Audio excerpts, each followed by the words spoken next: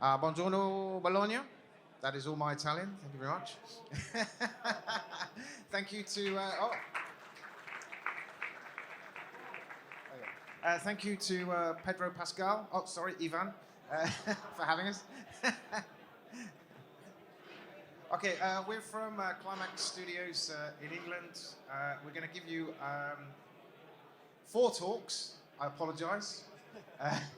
So stay with us. We're going to show you our latest works that we're able to show you. So off we go.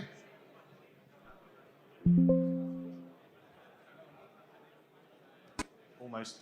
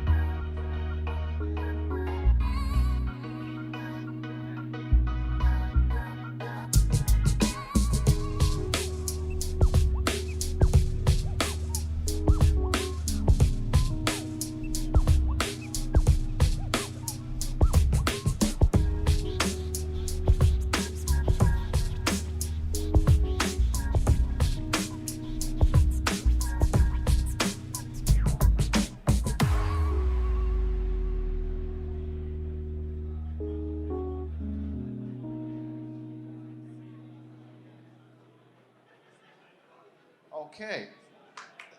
Thank you very much. Okay, number 2. We'll be here for a little while. So when we finish up, we have a table over here. So if you have any questions or you want to talk about anything about this, us, you will be there. Okay. Who we are. A little bit of history about Climax.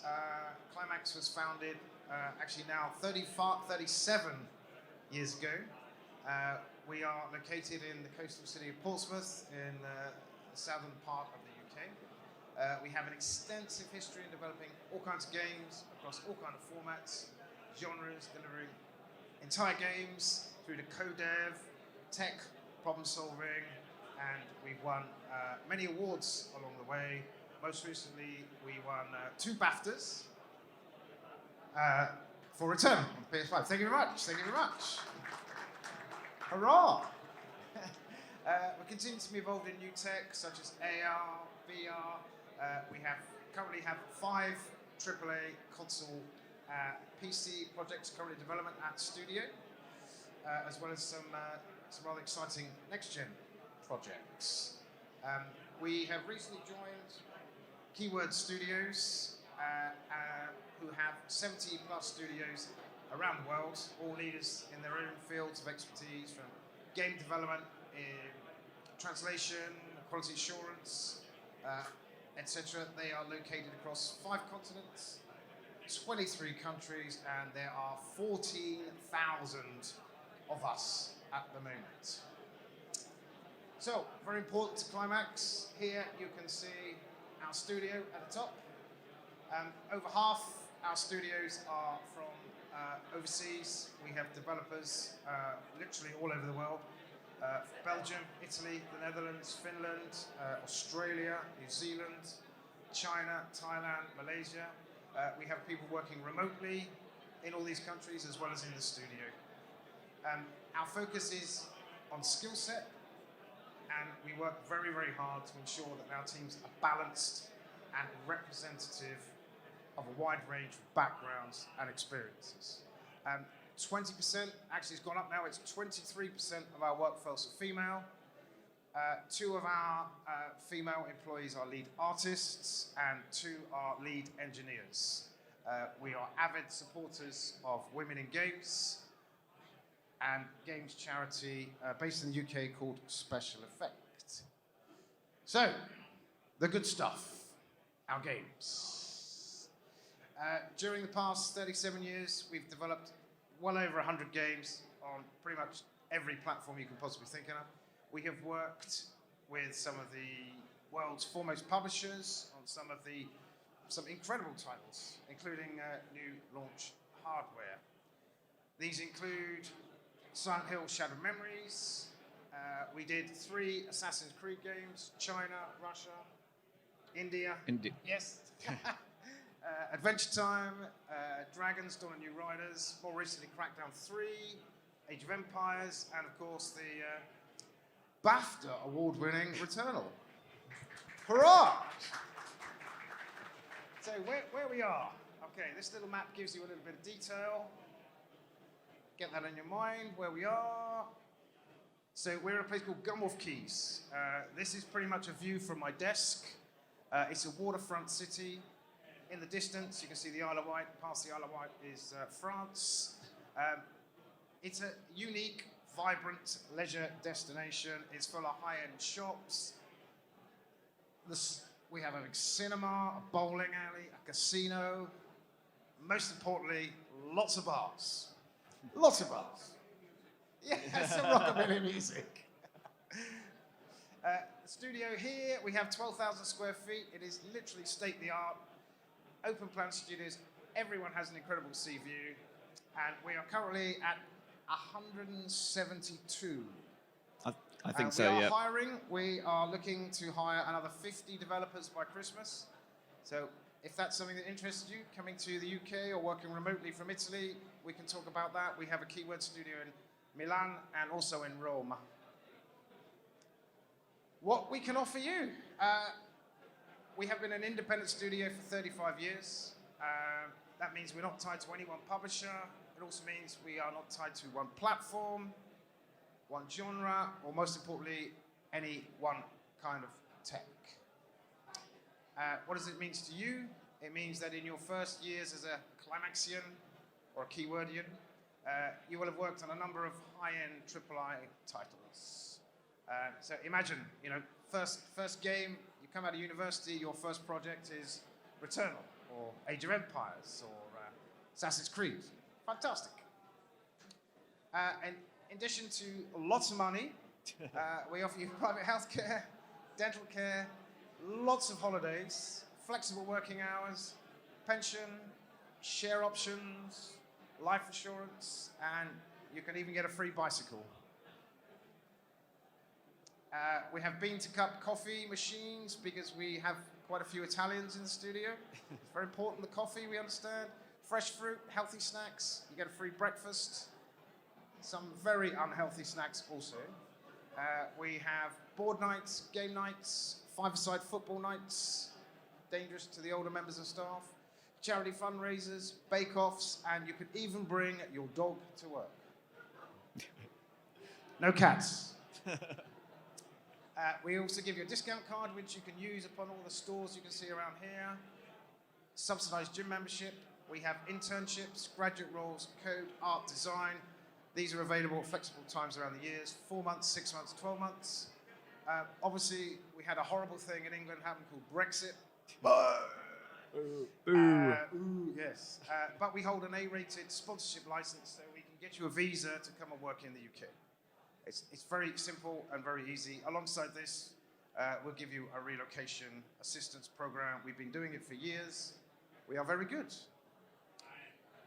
This is me. These are our socials. Feel free to take a snap, have a picture. And now we're going to give you talk number 3.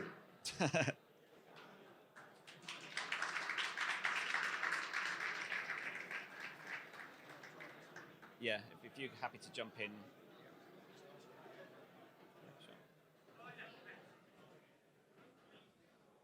Hello. we're going to avoid taking any questions till the end, but I say we'll be over there if you need to come and ask us anything. So I wanted to talk a little bit about things that I'd wished I'd known before I got into the games industry. So I guess a few of you are students. You're probably thinking what it's like to work in a AAA studio. So hopefully this will give you an idea. So we polled all of the Climaxians to see what they would have loved to have known. So they had questions about how we work. They had useful knowledge they'd picked up along the way, sometimes work-related, sometimes not work-related. And just general tips and tricks about how to survive in a game studio. Cool, so this is the first one that kind of jumped out from someone. How good other people's CVs look. So a lot of people, they come out of university, they're very proud of the work they've done, they've got their CV, but some of them got a real culture shock when they saw what other people were producing. They saw the kind of level of artwork that they were competing with. So I think this is a really key one to sort of bear in mind. I thought my CV and website content looks good, and then I saw other people's. So Stu, I think you've... Yeah, I mean, we spoke to a lot of people yesterday about how to present your artwork or your code. I mean, there's two platforms we go to. For code, we always go to GitHub, and for art, always ArtStation. And I think judgment is king. Yeah, if it looks like a PS2 title, don't put your artwork on there. We do PS5 AAA games. You need to be there. Yep. And so look at other people's CVs, look at other people's art stations, because you're all competing in a global market. So this is quite interesting. Normally, when you're at university, you might be making lots of great artwork. You could be creating characters. You could be creating beautiful concept art, or bespoke code systems. But really, what might surprise you is the sheer quantity of non-creative work that goes into making a AAA game. So here's an example of the kind of things that you might end up doing. So on the art side, there's things like navigation meshes, collision hulls, kind of really unexciting things, but they're still a really important part of making a AAA game. You might be making level of detail models, and lots of optimization and bug fixing. You just totally will underestimate how much of your time is going back fixing bugs. Again, on the code side, you may be refactoring, extending, or tweaking existing code systems that someone else has written. And you're probably going to be doing a lot of optimization and bug fixing. And on the design side, you might not be designing levels all the time. Instead, you might be tagging existing level data, setting up gameplay kind of triggers. You might be rebalancing existing work. This is really important. So obviously, we've worked on Age of Empires 4. We've worked on Returnal. There's an awful lot of rebalancing. Is this game too hard? Is it too easy? Play testing. So a lot of kind of going back over old work. And finally, optimization and bug fixing.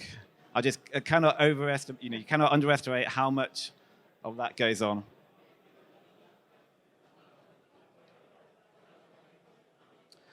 So this came from a designer, but it kind of applies to everyone. Being able to work smart. So when you're at university, you're on your own, you're creating your own projects, you've got no one else kind of relying on you. But when you get into the workplace, you're part of a huge team. So it's really important that you make your work clean. If there are metrics in the game, they're there for a reason. If you're making a sci-fi shooter, there'll be metrics about how wide does this corridor have to be to have content. You might want to build on the grid, so it's very easy to change things later, or it's very easy for artists to art up your work. So yeah, make sure your work is clean and smart as possible. Check your collisions, work to the metrics, stick to the grid. Don't introduce any bugs at the beginning that is going to really cause you pain later on.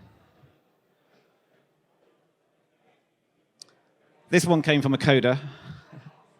All the Visual Studio shortcuts.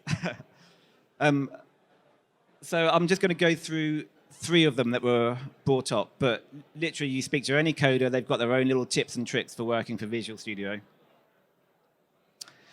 So it can help you navigate unfamiliar code. When you come to a big studio, you might be working with millions of lines of code you've never seen before. I think this is a top one, control and comma. That will help you browse for any file, any variable, any symbol in your entire code base. One of our leads was extremely enthusiastic about this. Everyone using Visual Studio should know about this shortcut. So if you want to take away one thing today, remember that. So some other ones, Shift F12 finds all references. That's super useful. It won't find code that's been disabled. So if you've got code if def'd out or whatever, it won't find that, but it's really useful anyway. And one more, Control Shift F is an asynchronous find all. So it's not going to block your Visual Studio while it's searching. And it will also find disabled commented out code. Oop. Back. Where were we?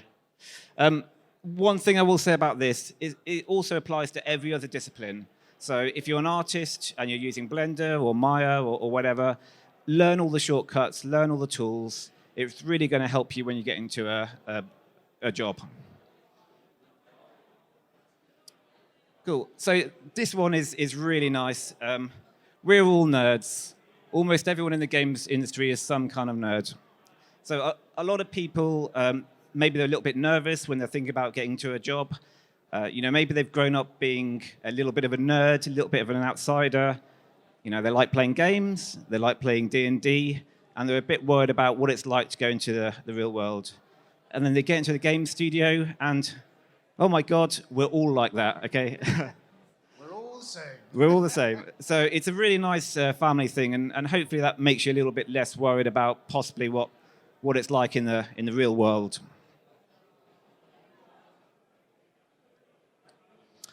So this is quite surprising for a lot of artists, which is how much iteration is required to reach that AAA quality. And once again, most of the time you're not working on new stuff, you're revisiting old things that you've already worked on. So to give you an example, you have multiple levels of sign-off on your artwork. Your seniors will need to sign off your work. Your leads will need to sign off your work. Maybe the directors at the studio will need to sign off your work. And if you're working with a client, maybe they will need to sign off your work. At each stage, you're probably going to get feedback and you're going to have to change things. So you're very rarely working from a clean blank slate. The reason why I've got a picture of the rock here is because we were working on a Jumanji game and all the actors had sign-off on their likenesses. So we took an exact 3D scan of the rock and put him in the game. Everyone was super happy. He saw it and he was like, no, I'm more muscly than that, literally. And we had to go and beef him up a little bit more. Bigger muscles, more tattoos. Exactly. So obviously you've got changing design and requirements. Games change all the time. Ideas change. People bounce ideas off each other. You might be going back and reworking your levels for a new mechanic or something like that. So there's a lot of back and forth. Optimization and bug fixes. So I cannot, stress enough the amount of time you're going to be fixing old issues or trying to optimize your title to get it ready for release. And finally, people change their minds. This is a screenshot from the BAFTA award-winning Returnal. BAFTA award-winning. You can get a free T-shirt. So this is a level that we worked on, a biome called Crimson Desert. You can see it's like a Mars-like red planet. I cannot, begin to sort of give you an idea of how many particular shades of red this went through. Went back and forth with Housemarque and Sony. And I think we had about 10 or 15 versions of this. So any AAA game is going to have this kind of rework in it.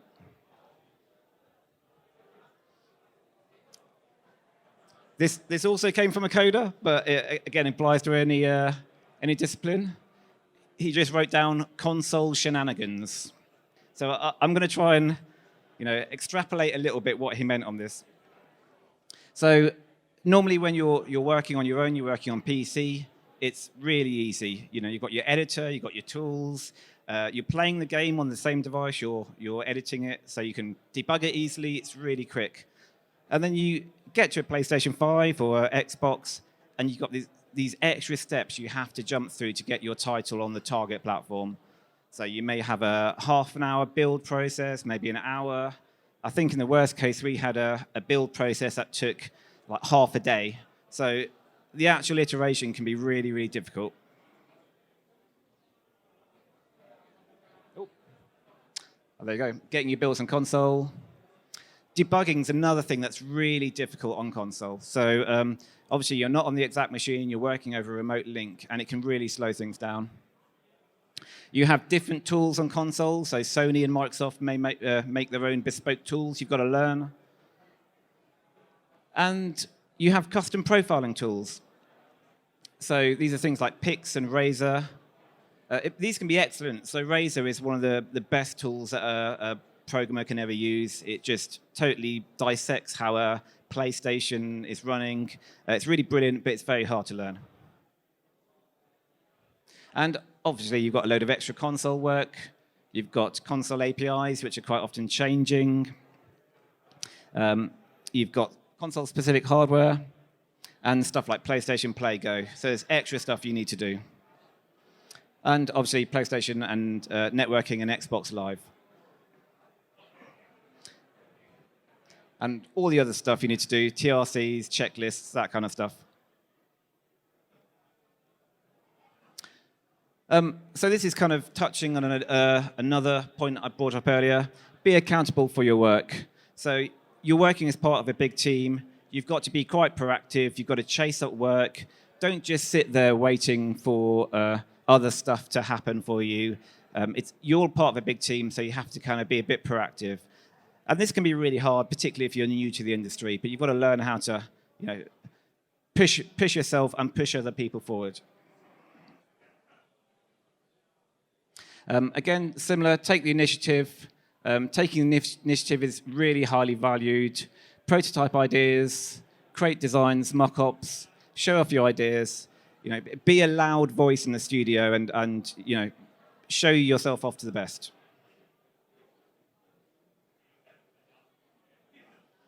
Now, this one is super important, and it's affected me in my life, and I'm sure it's affected most developers. How to tell if you're burning out and how to avoid it. So, you've probably spent years studying to get to where you are now. You've been practicing your art, and you finally land your first job.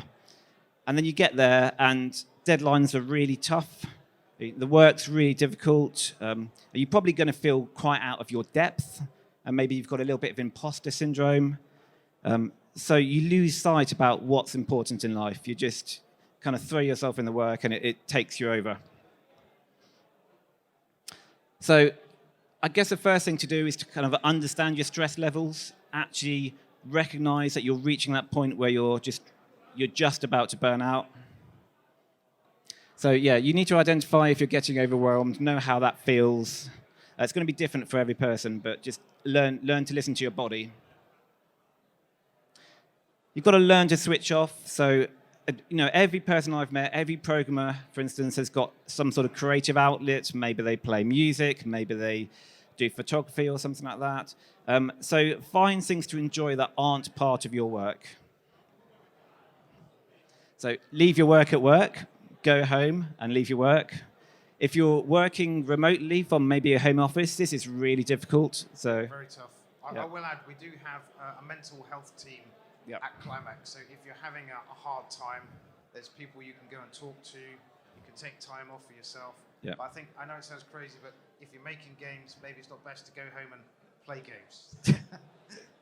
But you will do. I do. Easier said than done. Thank you. Turn off Slack and email notifications if you need to. That's like super easy just to get dragged back into work when you're supposed to be enjoying yourself somewhere. Finally, embrace your free time. You get given a holiday. You get, time off. Just make sure you use it. So get into hobbies that are different from gaming. That would be great. Keep contact with friends and family. And finally, as Stu said, ask for help. We provide support. It's there for you. There's lots of people that have been through the same experience. Yeah, especially, I think, coming out of lockdown and working remotely, as you said, a lot of people have had a hard time. And we all have been there all around the world, so we all understand. And it's not a bad thing if you're having a bad time. Be realistic with your scope. You've probably got great ideas, but just because you see a cool feature in a AAA game from a 1,000-strong dev team, it doesn't mean you're going to be able to put it in your game. Okay, these things take a lot of time and a lot of effort, so don't underestimate that.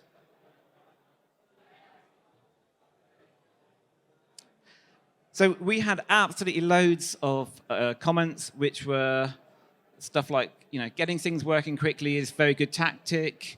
You don't need to do everything and know everything right at once. And I just want to give these one word, which is pragmatism. So learning to be pragmatic. So when you're a game developer, you need to work out where to direct your effort. So time is tight. It's always not enough time. Games are big these days. And the only thing that's definite is you're going to run out of time. So there's not time to do everything. And you need to learn what is good enough. Sometimes you can spend ages correcting a bit of code, making it perfect. Sometimes you can spend ages modeling a rock. You've got to ask yourself, is that actually worth it? There's a reason we have things such as hero assets. So these are the really important bits of your game where you're going to direct your effort. Other bits of the game, maybe a door that you're going to see once, you don't need to spend hours on. Again, not all code needs to be optimal. You don't need to optimize everything and make it absolutely perfect. Sometimes you've got to learn when is good enough. And the player really doesn't care about your stuff as long as it works, right? They're not. So if the deadline is racing towards you and you've got to do a dirty hack to get it working, as long as it works, it's fine. Perfection doesn't exist with games. There's no perfection. As we mentioned earlier, plans change. People have different opinions. People are going to hate your game or your artwork no matter what. Games are a moving target. So don't worry about being perfect. Don't worry about knowing everything. This is a great one.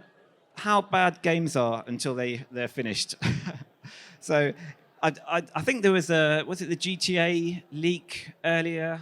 Was it last year? And it looked awful and people are getting upset about it. That's what games look like when they're in development. They look terrible. There's placeholder art. It's a bit, janky when you play it. So that can really surprise some people. Designers don't have to come up with everything. So ideas are cheap. You all play games. You all know about games. All of you have got an idea about what makes good gameplay. So everyone in the team can put their ideas together and listen to each other. And a programmer can have just as much input on a game design as a designer. One thing I will say, testers are great for coming up with design ideas because they play a lot of games and they play your game a lot. Okay, this is another really interesting one. I get so many people coming to me saying, I want to be a gameplay programmer. And gameplay is a fraction of all the work that's involved. UI is way bigger than I thought. So, for instance, we're doing Age of Empires. The amount of UI programmers on that team and the UI designers is huge. I think half the team is UI. Gameplay is great, but if you're making a game, your core gameplay mechanics are probably done very early. So gameplay is kind of tiny.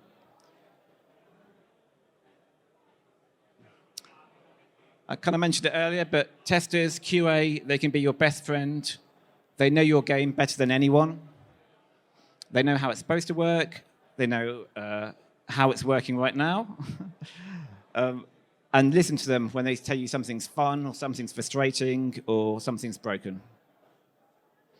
And I think that's the last one. I will hold the questions and just move on to the next presentation. Yeah, so we'll be set up, well, Ivan will will tell you where we'll be. What's up?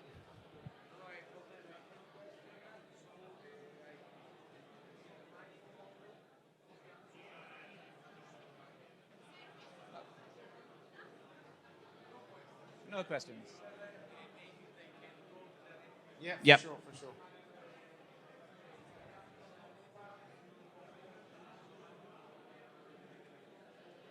Cool. Yeah, we're going to do, Ben's going to do one more talk, which I'll set out because I know nothing about porting. So this is a special request. We weren't expecting to do this today, but I hear there's a lot of engineers in the audience. Is that right? Yeah. Okay. So this one's a little bit more technical. So hopefully, if you're not an engineer, it won't bore you too much. So I think Stu might have mentioned we worked on a BAFTA award-winning game called Returnal. Yeah. So after we worked on the PlayStation 5 version, we also worked on the PC version. We did the port. So this is some details about how to do a good PC port and how to release a quality PC title in general. Or as I like to call it, why PC ports mostly suck. So I will skip this. This is just a bit about us, but you've already seen this, so that's our office there. But I'll give you an overview of Returnal if you've not seen it. So Returnal is a third-person roguelike science fiction shooter. Housemarque, Finnish developer, they were the lead developer on the original. And it was published by Sony. It was one of the first PlayStation 5 titles that was released. And we were involved in a co-development role. And it, as mentioned, it was multi-award winning title, very, very successful. And finally, most importantly, it's rock hard. So if you like a really tough game, you should definitely pick this up. So how did it start? Initially, it was a very, very cold trip to Helsinki by me to see the lead developer. And we had a small technical team, which was initially there just providing multiplayer support. So we did all the multiplayer and the cooperative gameplay. But then over the next 2 years, this grew to a full cross-discipline team. We had 50 people working. We had designers, artists. We were doing level design, concept art, characters, and we touched pretty much every code system in the game. And then we come to the decision to port. So why was this ported? So as we mentioned, it was hugely successful on the PlayStation 5. Sony wanted to take advantage of that. And then Sony have a new strategy now where they tend to bring their exclusive PlayStation 5 titles to PC, usually about 2 years after the PlayStation version was released. And obviously, we were the obvious choice here. We have a history of doing port work as well as co-development. We knew the game inside and out. We knew all the data pipelines. We knew how the gameplay worked. We knew all the code systems. So, important question. How did the PC version do? So these are some actual quotes that I took from Metacritic. This PlayStation 5 hit is a masterclass in porting a console game to PC. Why this sci-fi masterpiece rocks on PC? It's safe to say it was a huge success, so we're super proud.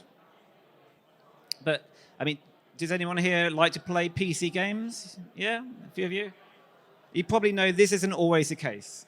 So here are some other quotes from other games. I've not included the names. Plagued by issues across the board, whether it's stuttering, frame rate instability, crashes, pop-in, visual glitches. I think this is one of my favorite. Last year was a disaster for PC games. Here's how things need to change. So how do you avoid getting a review like this for your game? So you've got a brief overview of how you port from PlayStation 5. Returnal was an Unreal Engine title, so that's really easy, right? You just select PC on your platform, and then you click Build and Recompile. Not quite. So let's talk through some of the issues that you're going to get. So the first one is Unreal Engine, as you probably know, comes with full source code. And this is great, right? Developers love it. They can dive in. They can change things. And they do. So our version of Unreal Engine was really, really heavily edited. They had loads of custom code in there. Housemarque had a custom global illumination system that they developed themselves. So the Unreal Engine lighting pipeline was completely ripped out. They also had their bespoke particle effects system, which is a really key part of how Returnal looks and the gameplay. You can see a little demo of it running there. And while they had PC versions of this, so they could see it in the editor and develop the game, they had no support for scalability, so it didn't work on low-end PCs. It wasn't optimized. It wasn't kind of release ready. So we had to do an awful lot of work here. In addition, you've got the general hardware issues. So obviously, PlayStation 5 is a fixed platform. You know what every machine is that's going to be playing it. PCs vary massively. Sony really wanted to push that minimum spec down as low as they could so they could sell lots of units. And the PlayStation 5 has got some very advanced technology. It's got custom SSD architecture. It's got all kinds of stuff which is very hard to replicate on PC. And this one is super important. So PC gamers are really weird. And I'm a PC gamer. But a console experience is about sitting down in front of your telly, just enjoying the gameplay. A PC player might want to build an awesome rig, run the game at the highest resolution, turn on epic settings of ray tracing, and then brag about how cool their PC is. So they've got a kind of different mindset coming into the game. So first of all, you've got to get the basics right. Obviously, decide on a minimum and maximum spec for your game. Obviously, CPU, GPU, memory. You've got to think about resolution, widescreen, ultra widescreen. As I said, PC gamers are weird. They have very weird hardware. They have monitors that are like that wide. Minimum frame rate for your game and maximum frame rate. So for Returnal, we insisted that the minimum frame rate had to be 60 to reach the minimum spec because it's an action game. As you push your frame rate outside of what the game was originally designed for, you can experience physics instabilities and stuff. So that's really important to think about. Obviously, keyboard and mouse support, all the normal stuff PC gamers want. You've got to decide on extra features, like maybe a benchmark mode, super important for a PC gamer. Ray tracing, DLSS, all the kind of stuff that you put on the back of the box, the stuff that NVIDIA or AMD have developed. Then you've got crossplay. Do you want your PC gamers to play with PlayStation 5 gamers? Do you want Epic Store owners to play with Steam owners? We didn't do PlayStation 5 to PC crossplay because it was really hard, but we did do crossplay amongst all PC gamers. And then DLC, obviously. So, shader caches. Who knows what a shader cache is? If you see any PC review, quite often they're complaining about a PC game, they talk about shader caches. So this is a kind of technical bit that's really important to get right on PC. So what are they? They're pre-compiled bundles of shader code that are used by the game. And why do we need them? Because shaders are written in a high-level language. They need to be compiled for your graphics hardware. Compiled shaders need to be created for every material that is rendered in your game. And the compiled shaders are going to be unique to every graphics card out there, every graphics card model. They're going to be unique depending on what user settings your player is using, and sometimes even the driver version. So this is many more permutations than you get on a PlayStation 5. On a PlayStation 5, you can just provide the shader cache. On a PC, pretty much every end user is going to be different. And if you don't have a cache, shader is going to be compiled at runtime when the player first sees something for the first time, and it's going to cause a big stutter in your game, and they're going to go onto Reddit and say really nasty things about you. So you've got to get that right. So if you're working on an Unreal 4 title, this is how you have to enable them. Yeah, or an Unreal 5 title, same issue. So you have two stages. You have PSO data and PSO shader cache. PSO stands for Pipeline State Object, and that basically describes the entire state of your graphics pipeline and what shader is being used. So during development, your tester plays the game. When a new material is encountered for the first time, the state of the pipeline is stored in the pipeline state object data. Then during release, normally at the start of the game, a PSO cache is generated for the specific hardware that the user is using. The list of shaders and info comes from the playthrough that the testers did. And again, if you miss a material, you're going to get a stutter. So how to make them in Unreal Engine 4? First of all, you enable PSO caching. It's an option. Then you have to get your testers to encounter absolutely everything in the game. And by encounter, I mean they need to see every part of the level. They need to see every enemy. They need to fire every gun. They need to do combinations. So if there's a particular gun and a particular enemy, they need to make sure any particular material is seen. And they need to do it with every single graphical setting permutation that you offer in your game. And they need to redo it every time you change any content in your game. So you can imagine this is an awful lot of work to get right. It's where a lot of people kind of slip up. And you don't need 100% coverage, but you need to aim really high. I think we were in the high 90s, so like 98% coverage of every material in the game we had in our PSO shader cache. So it provided a really good playthrough.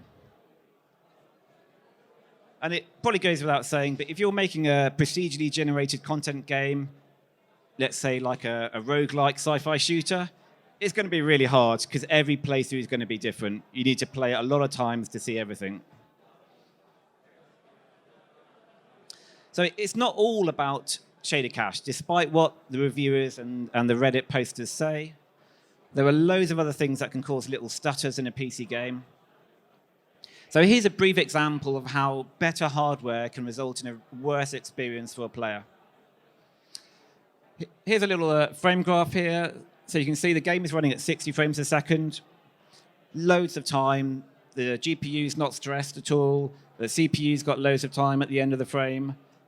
This is a rock-solid 60 frames per second game. And now the user, they go out, they buy themselves a 4090 somehow. They're obviously very rich. They put it in their PC, and they're like, right, I want to run it at 120 frames a second. And this happens.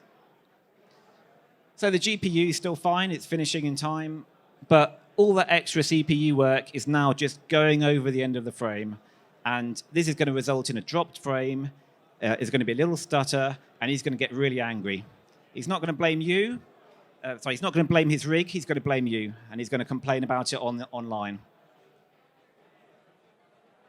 So the kind of key thing to remember about this is that a faster frame rate means you've got less time for everything else that you're doing in your game. So all the physics, all the game tick updates still have to get done in that smaller frame time. You're always going to be as slow as your bottleneck. So if they put a new graphics card in, but your CPU is struggling, it's not going to help. And one thing that's really important is your CPU load kind of comes in spikes. So with GPU, you might have a particularly stressful part of the level. Frame rate goes up, goes down. With CPU, it's more likely you're going to get a sudden big chunk of activity. Let's say you're loading in some new assets, or you're unloading something, or something's happening in the background. So you get these little chunks that introduce a stutter. And you've got to have a complex interplay between all these different systems, and it's really hard to predict how your game's going to perform. So any intermittent drop frames is going to be a micro stutter. Now, the way that we kind of tackled this is we took each system in turn, we optimized it, we profiled it. We did a lot of work on memory and disk optimization to try and get these kind of big chunks of CPU time down, and that provided a much smoother experience at 120 frames a second. Briefly, some other hardware considerations. Kind of mentioned it before. PlayStation's got a really fast SSD. The original Returnal used this for streaming stuff in. Most PC rigs couldn't match this, so that would have another place where micro stutters kind of came in. And obviously you've got the controller. PlayStation 5's got an excellent controller. It's trying to work out how to recreate that experience on a PC. Some other work that we did. First of all, user interface. As I said, PC gamers have some weird hardware. Ultra widescreen monitors. And you put a game like Returnal on there, and you get UI that looks like that, which is really awful. So a lot of the time, the user interface artists and programmers were going through, making sure all the UI elements were readable on these crazy monitor resolutions. Obviously, controller settings, keyboard rebinding, all that kind of stuff you have to do on PC. You don't have to do on PlayStation.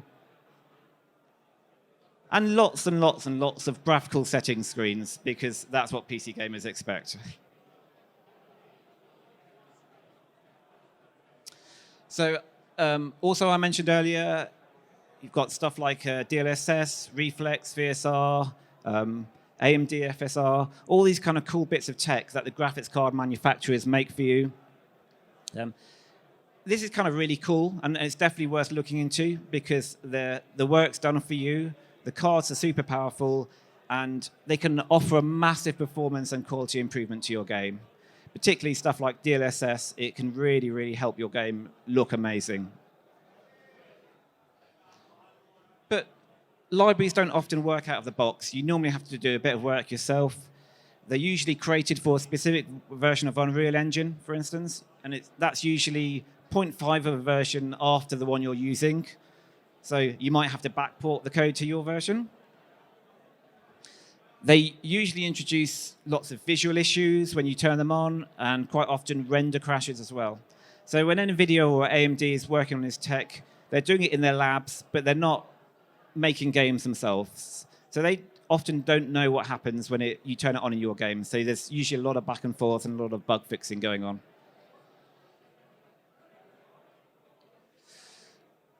So we also added a benchmark mode. And I think we did a really good job on this. We approached it by having bespoke level content. So we didn't use in-game levels. We made something specific, which was designed to test all the kind of stuff that you'd find in the game. And for us, it was really important it wasn't just a cutscene, because that's not representative of real gameplay. So we wanted to test CPU and AI and other stuff. So we created dummy AI objects, characters which would trigger particle effects a normal way, run the physics a normal way. So we tried to make it as close to the final game experience as possible. And we also provided lots and lots of statistics which PC gamers really liked about what was struggling, whether it was GPU, CPU bound, that kind of stuff. Even then, you can't recreate every aspect of real gameplay, but I think we got pretty close with this. So that's definitely something to aim for. Here's an example of our benchmark results screen. As you can see, you can analyze every part of the level, what your CPU or GPU is doing, where your bottlenecks are. So it was really cool. Finally, on the additional features, you've got platform and networking stuff, so Epic Store, Steam Store, all the kind of normal stuff there. This one's quite interesting. So we had to support Epic networking and Steam networking and crossplay. One thing we weren't expecting was Steam users get really angry if you install something that says Epic on their PC. I don't know why. So a lot of people went online and say, why is Epic Store being installed on my PC? Yeah, blah, blah, blah. which is kind of weird because the Epic online networking system is absolutely excellent. I advise you all to use it. It handles all the cross-play stuff perfectly. But yeah, I think we might try and make that a hidden install next time. Another thing we had to do here was a lot of the networking features were on the PS5 were kind of using an abused version of the PlayStation 5 networking functionality that we couldn't recreate on PC. So we also had to get Sony to create a custom server for us to handle some of the extra stuff. Normal stuff, achievements, controller support. So as I said earlier, it was a massive success, but we still missed some issues. So what went wrong? We still had stutters for a small number of people, and they did complain loudly on the user reviews and on Reddit and that kind of stuff. So this one was kind of important. Unreal Engine 4 and 5 don't cache ray tracing shaders in the same way. So when people turn ray tracing on, you would still get micro stutters. We did port some code from Unreal Engine 5 to 4, which helped a little bit, but it doesn't eliminate the issue. So that's one thing to bear in mind. If your game supports ray tracing, there will be some stutters. This one was kind of weird. So shader precompile can fail. We never managed to recreate this, but it did happen for some people. Rather embarrassingly, it happened for Digital Foundry when they were doing their review for us. But luckily, we had a really good relationship with them. They kind of reached out to us and said, "Is this normal?" We said no, and we could patch the game before it was out, and it didn't affect the review at all. So that was a lucky escape. One thing we didn't expect to have to do was to fix bugs that were in the original PS5 game, but testers found them, people online found them, they wanted us to fix it. And it's kind of one of the things that you don't expect to do, which is fix other people's work. We had a couple of fatal error crashes, which are obviously super bad. Again, very, very hard to recreate. We couldn't see them in the studio, but if hundreds of thousands of people are playing your game, these kind of little edge cases will come up. So we had to do some patching there. And one final one. This one's kind of weird. PC gamers are weird. Some of them play the game with little graphs on to show the frame rate. It might be a super smooth experience if you're just playing it, but they can see a little jump in the frame rate, and they complain about it. So that really caught us off guard. So overall, how much work is it to get a PC port of a PlayStation 5 game to the level of quality that we managed? So it took us 2 years. We started just before the end of the PlayStation 5 version, had a little bit of overlap, and then 2 years to release. We had 30 people working on the game at peak, and this is the rough breakdown of the disciplines. So obviously, as you'd expect, majority of them were coders. It was a very technical job to do. Then we had artists, UI artists, people optimizing graphics, people working on the visual effects. We had a lot of QA in-house. So we had people creating PSO caches and recreating issues and trying different hardware. And in addition to that, we had a massive outside external QA department, and they're not included in these numbers. A little bit of design, audio design, reworking controls, and obviously production. So overall, a lot of work, maybe more than you expect it would take to do a simple port. So, in summary, why do PC ports usually suck? First off, not enough testing. Your testers are not generating the PSO caches. The key issues are not showing up on your development PCs. You're not getting the shader stutters because you're playing it every day. You've probably got quite normal, uniform hardware. So you need to do an awful lot of testing. Not thinking like a member of the PC master race. So you got to think ridiculous resolutions, stupid high frame rates, super widescreen monitors. I think one of my favorite bugs that I got, which was kind of interesting, was someone was trying to play the game on a super widescreen monitor, but vertical. and they're saying the game's not working. My reaction was, what the hell are you doing? But it came as a bug, so there you go. Not putting good enough people on it. So from a technical point of view, sometimes doing a good port is harder than doing an original game because you've got to make it work on hardware that it wasn't designed to. Not engaging with NVIDIA and AMD early enough. So these guys are great. They give you loads of tech, like DLSS. They will profile your game. They will benchmark and give you feedback of where you can improve it. They will help you track down crash issues and graphical issues. So you need to reach out to them really early.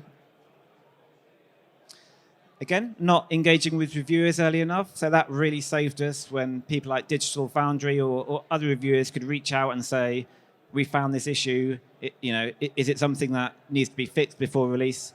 And it can really save your review score. And the key issue is not spending enough time, effort, and money. So to do a quality PS5 to PC port, it really is expensive, and you need to put a lot of effort into it. So I'll just leave you with this final quote, which made me very happy. Developer Climax Studio has hit it out of the park with this port. And at the end of the day, that's what's really important. That's what we do, why we do what we do, is making people happy like this and getting great reviews and great feedback. So thank you very much.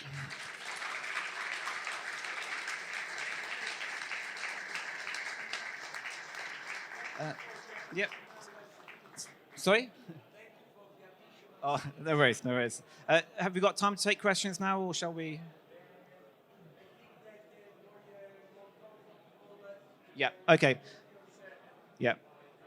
So we'll be over there if you've got any additional questions. Thank you.